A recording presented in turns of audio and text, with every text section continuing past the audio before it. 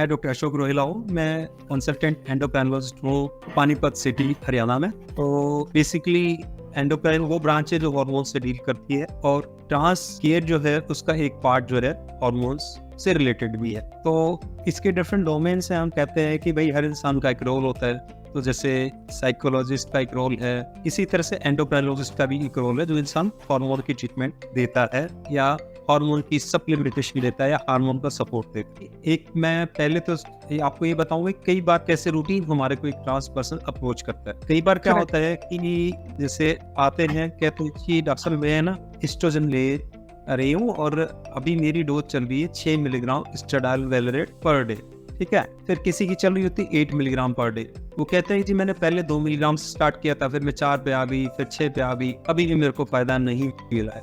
तो पहली बात तो ये है, वो जो अप्रोच है इसको हम सुप्राफिजियोलॉजिकल डोज बोलते हैं। सुप्राफिजियोलॉजिकल का मतलब क्या होता है कि जो नॉर्मल बायोलॉजिकली फीमेल होती है उसमें भी एस्ट्रोजन की डोज इतनी ज्यादा नहीं लगती। तो कहने का मतलब ये है कि एक लिमिट के बाद अगर हम उसकी डोज एस्ट्रोजन की बढ़ाते भी जाएंगे तो हमको वो फायदा नहीं मिलेगा, ठीक है।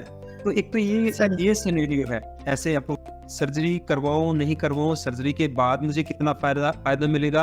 अगर मैंने सर्जरी करवा ली है तो फिर मैं हार्मोन का सपोर्ट क्यों लूं, क्योंकि ऑलरेडी उससे तो मेरे को अच्छा इम्प्लांट मिल गया, I will have a good appearance of the breast, so why should I go for the hormones. तो ये 2-3 सिनेरियो है प्रैक्टिकली जिनको हम फेस करते हैं।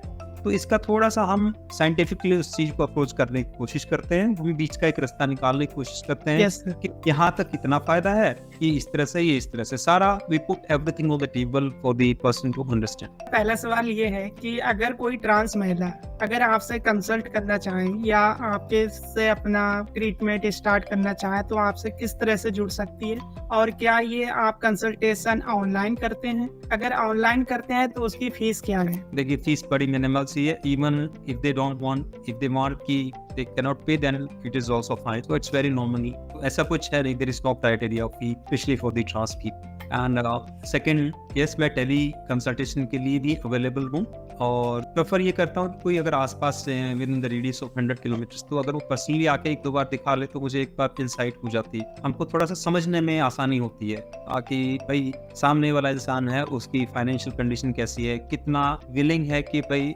We can use the efforts which the person wants to take.